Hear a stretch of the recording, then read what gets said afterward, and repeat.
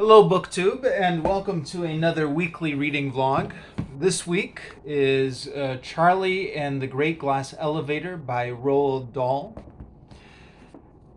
Harry Potter and the Philosopher's Stone by J.K. Rowling. The complete illustrated fairy tales of the Brothers Grimm by Jacob Grimm and Wilhelm Grimm.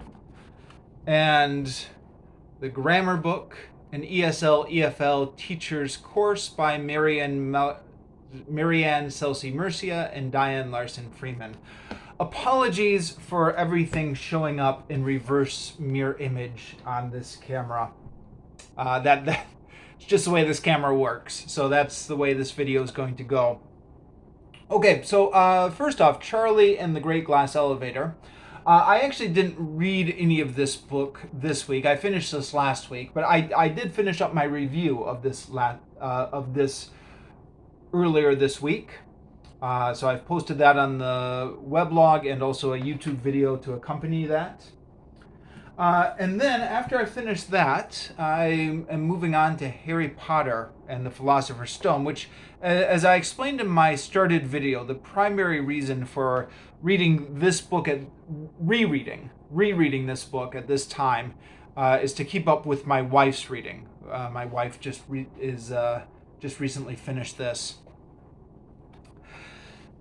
So this book, I started it this week and I'm up to page 210. It's a children's book, obviously, so it's a fairly easy read, although not quite as breezy as those Roald Dahl books, but pretty breezy nonetheless. 210 pages is good for me in a week. At my pace, that's pretty good. But I am finding that I remember this book so well that I'm a little bit questioning whether this is time well spent rereading it at this point. As I mentioned in my started video, I had the audiobook on CD for years, which I used to play in my apartment when I was in Japan. And I think I kept that audiobook on rotation up until about like 2009 or something. So, you know, it's been some time, but not that long, really, in the scheme of things. And plus, I listened to it several times over. So some of these passages I'm finding as I'm reading through them in the book, I can just hear that the voice actor from the audiobook. And then, of course, the movie. And the movie follows the book so closely that scenes from the movie that you remember strongly for whatever reason are just almost exactly like they are in the book.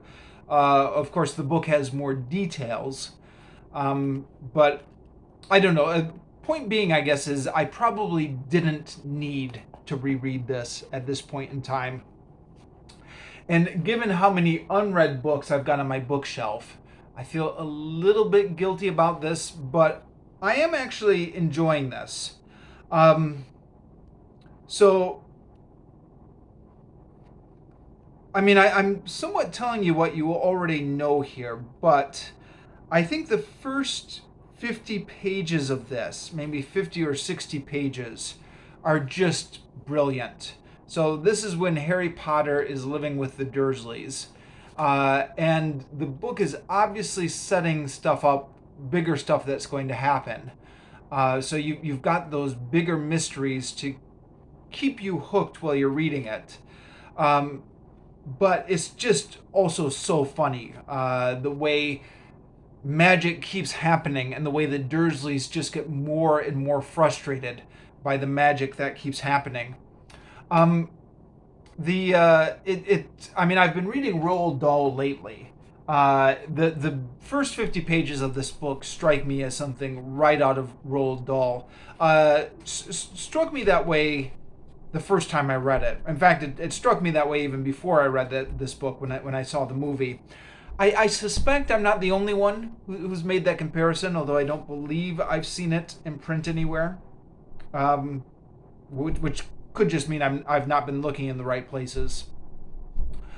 But yeah, I mean, you've got to judge a book like this by its target audience, of course. You can't judge it by adult standards, but by children's standard. And I think these initial books were aimed at children around 10 and 11, right? The idea is they would start off 11 years old with Harry Potter, and they would age 1 year with the characters. As far as these things go, I think it's just brilliant. It's whimsical. It doesn't entirely make sense, but it doesn't make sense in a very funny kind of way, the way a Roald Dahl book doesn't. And then Hagrid comes, and Harry Potter goes off to Hogwarts. And then from there, the book becomes not quite as fun, in my opinion. Still pretty fun, but it begins to get bogged down a lot more by exposition. Like, oh, you've never heard of Quidditch? Well, let me tell you about Quidditch. Or it gets bogged down more by a lot of the world building. And I think it's to J.K. Rowling's credit that she accomplishes so much of this by dialogue. And as opposed to having the narrator just tell you things. Harry Potter finds stuff out through conversation. The book is still a lot of fun. Yeah, and things like Peeves the Poltergeist and Nearly Headless Nick, and there's still enough imaginative silliness to keep you interested. But the more the plot kicks in, the less fun I'm finding the book. I think this is a topic I hope to talk about more when I finish the book off and give it a full review. But I think a lot of the flaws that became apparent in this franchise over the course of the 7 books are very forgivable in this first book, or more so. For example, the fact that a lot of the magic is inconsistent, or as Steve Donahue has put it, J.K. Rowling never really seems to have worked out the rules of the way the magic works in her world. Doesn't really matter so much in the first book because it's just a fun book. I think it becomes more of an issue when the weight of continuity grows over 7 books.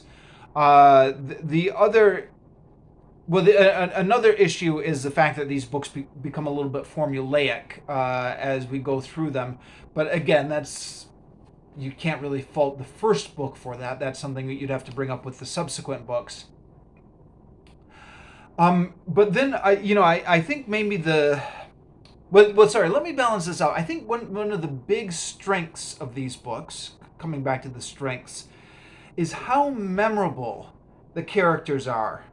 Because sometimes you read a book where every character sounds the same, or where there's a whole bunch of characters who are more or less interchangeable. That is really not true in the Harry Potter books, and it's maybe something J.K. Rowling doesn't get enough credit for, although she's certainly not been lacking in credit and accolades for her work. But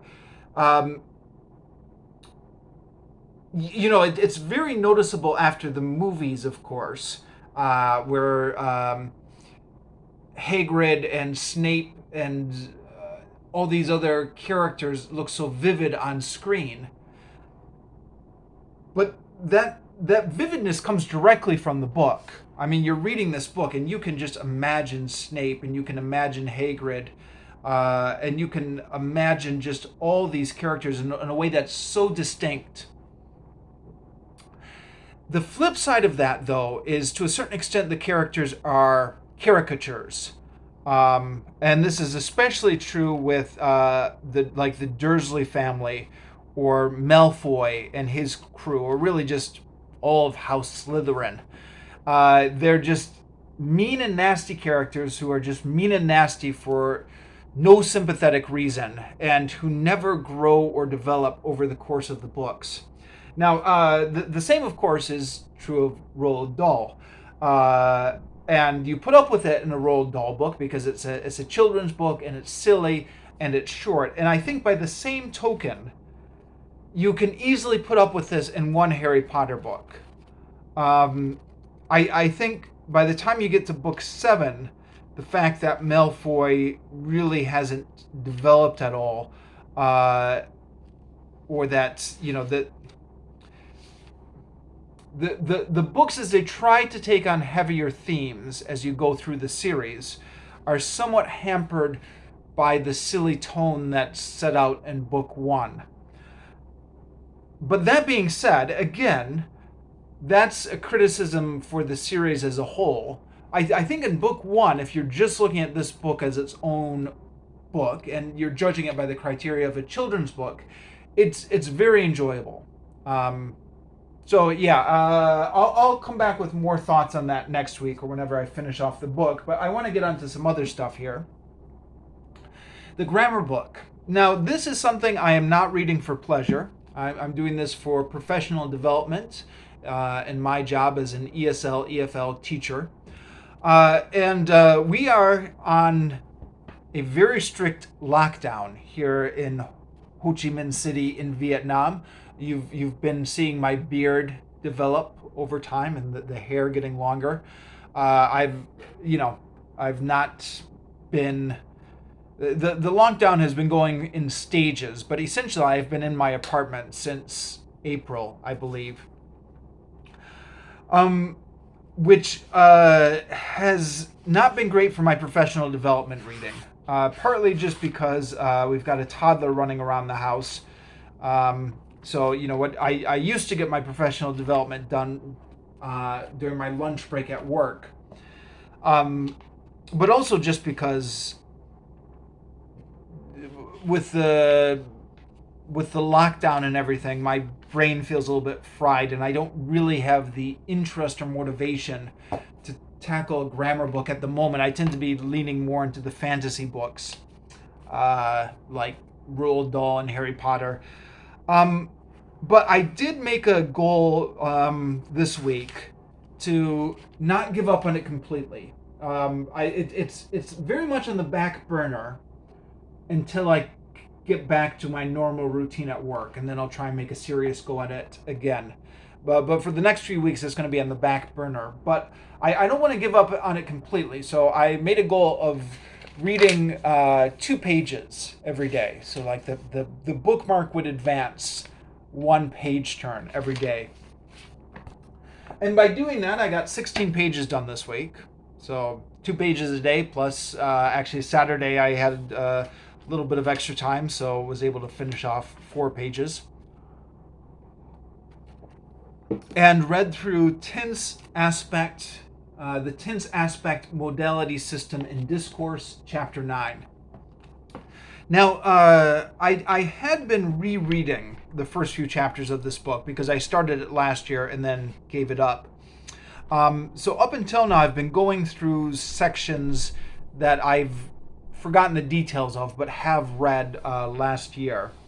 But now I am, I think, into new territory here. I don't think I read this chapter last year. Although I did skim this chapter because I used this book when I was doing part of my research essays for the Delta Module 2. And I used information from this chapter on my research essay on the present perfect. But this is my first time to read through this chapter from start to finish. And it is an interesting chapter. I felt like I learned a lot, and I felt like it was quite interesting. They start off by giving some examples about how native speakers tend to use tense in an extended discourse. So like a longer piece of writing or a longer piece of speaking. And they contrast that with perhaps the way a English learner would use the tense just based out of the information you get out of the textbook. past tense for past events, future tense for future events, present tense for present events. But they make the point actually that when you look at that, the text doesn't really seem to have coherence that way. What native speakers will do, they make the argument, is they'll start off in an access. So they start off, if they're talking about the present, they'll talk about the present access. Sorry, if they're talking about something in the present, they will start off in the present access. And then if they want to reference something that came before, they will not actually use the past tense.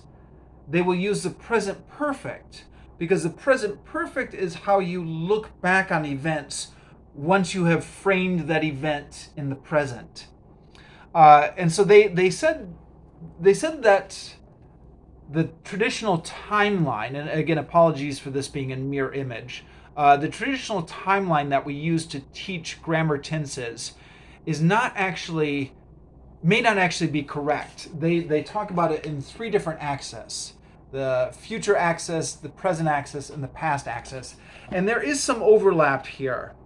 For example, in the present axis, when you want to switch to the future, you will use will or going to, which are the same forms which are used on the basic axis when you're in the future axis. But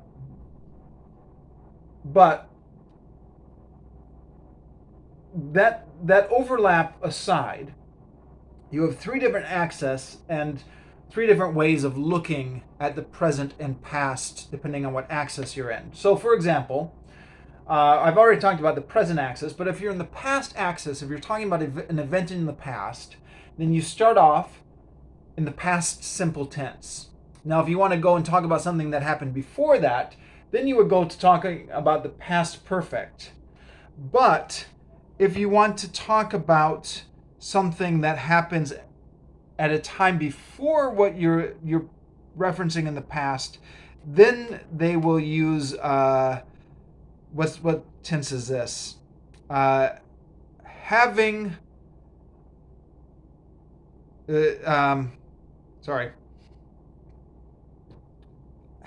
plus the past participle. So having finished his golf game, he went out to dinner with his golf buddies. Actually, maybe that part I don't remember quite so well.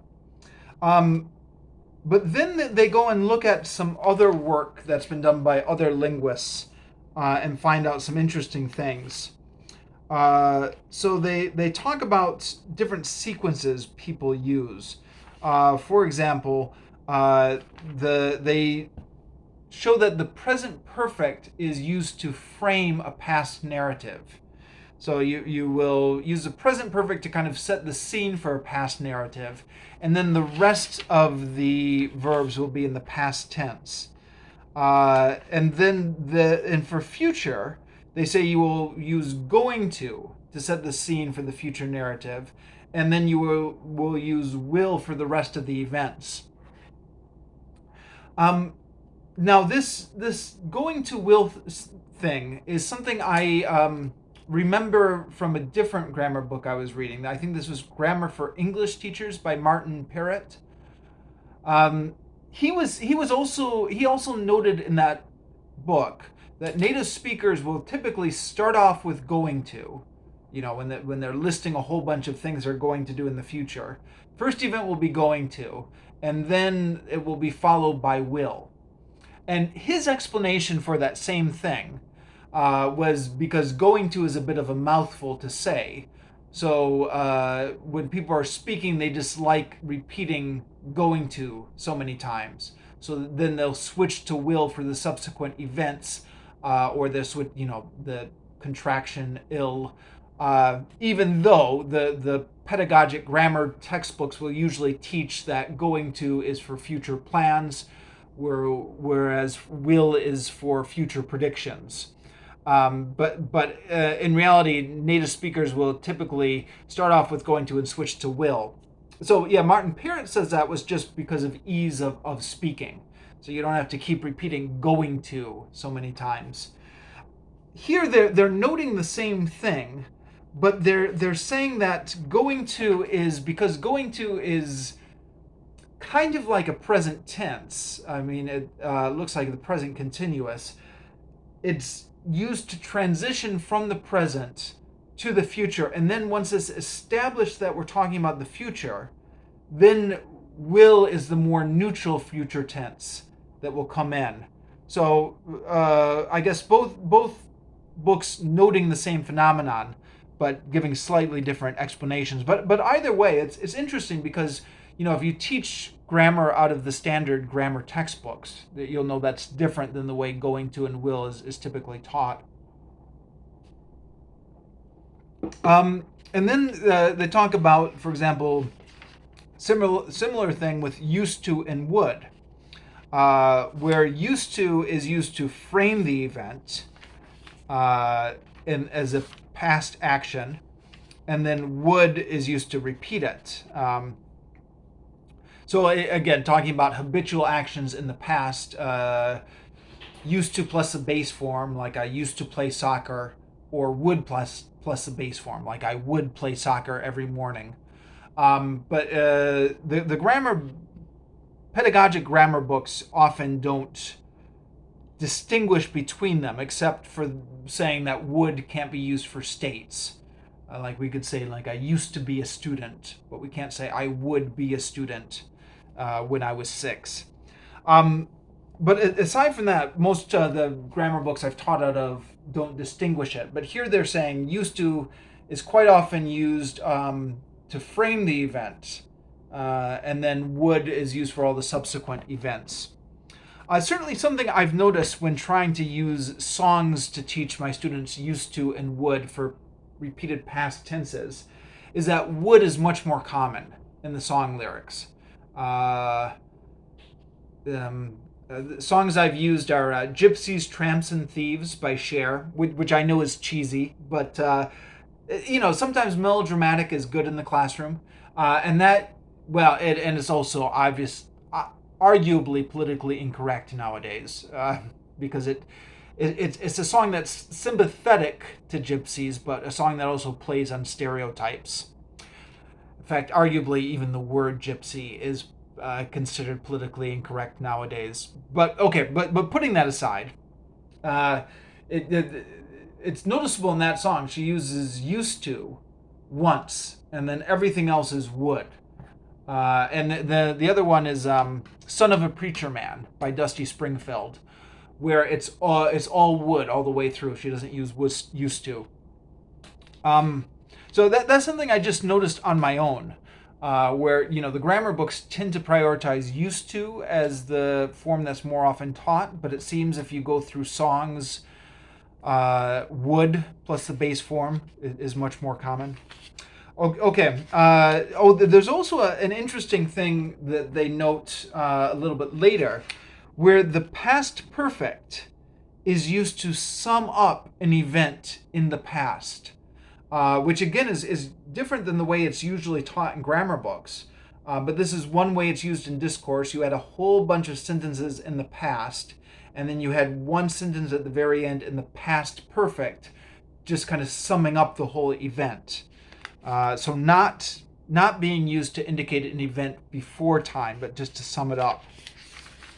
So I'm almost done with this chapter now. I've still got to work my way through the exercises at the end. But I'm going to move on because I've only got 7 minutes left, and I still need to talk about the Brothers Grimm. So I did 54 pages this week. Up from story 136, Iron John, to 162, The Wise Servant. I'm slowing down in my pace in this book, partly because I'm getting sick of it, as I've been maybe indicating in these weekly reading vlogs, and partly because my fictional reading has a little bit of competition now that I've tried to squeeze these other books in. So, a frequent complaint of mine is that these stories are so repetitive and predictable. But that being said, actually, there were a number of stories this week that I did actually quite enjoy. They seem to go in streaks, where there'll be a streak of really good stories and then a streak of not so good stories. There were a number of very short stories this week. So you can see here stories that aren't even a full page, that are just a paragraph sometimes. Um, it's There are a few stories in here that were just nonsense, where it was just a narrator repeating a bunch of nonsense stuff that happened. Actually, there were two of those stories in a row, which maybe brings me to another point, is I don't entirely understand the numbering system in this book. Because sometimes if there's very similar stories, they'll give them the same number and they will be A and B. So story 151A is the 12 idle servants, which is just about a bunch of servants bragging about how lazy they are. And then 158B, the three sluggards, which is on a similar theme, talking about lazy people, but is really, to my mind, a completely different story. But the Brothers Grimm apparently thought this was close enough, similar enough in themes, not to have its own number. So it's 151A, 151B. But then, a little while later, we have, the story of Schlaflufenland. I don't know if that's German or whatever, but it's just a story of complete nonsense, where one nonsense thing is happening after another. And then it just ends. So it's things like, there were two crows which were mowing a meadow, and I saw two gnats building a bridge, and two doves tore a wolf to pieces. Two children brought forth two kids, and two frogs threshed corn together. There I saw two mice consecrating a bishop, and two cats scratching out a bear's tongue. So you get the idea. It's just nonsense. It's short. It's only a page long. Although even one page gets a little bit tiresome. You're like, oh, all right, I get it. It's just random. And then the next story, The Dishmarsh's Tale of Wonders, is exactly the same premise. Just a whole bunch of nonsense sentences strung together. But these get two different tales in their numbering system. 158 and 159. Snow White and Rose Red is a story I actually remember from childhood. Part of the reason I remember it is because I thought this was another story with the same character of Snow White in it. Even though I think as a child I understood that the continuity between this and the other Snow White story didn't make any sense. But I just imagined that this was, a reimagining of the Snow White character. According to Wikipedia, these two stories have no common origin. It's just a coincidence of naming, which ruins a little bit of my childhood imagination, thinking that this was the same character in a different story. But it is a story I vaguely remember from childhood and found it quite charming. Although, spoilers, looking at this through adult eyes, it's quite clearly set up that these are girls, like children, throughout the story, and then at the end they both marry princes, and it's like, ugh, but they're still girls. But that's common all the way through these Brothers Grimm stories, so it's no use complaining about that now. There's also a story in here which is quite clearly a version of Ali Baba and the 40 Thieves from Arabian Nights. What one was that? That was the Simili Mountain or something like that. Simili Mountain.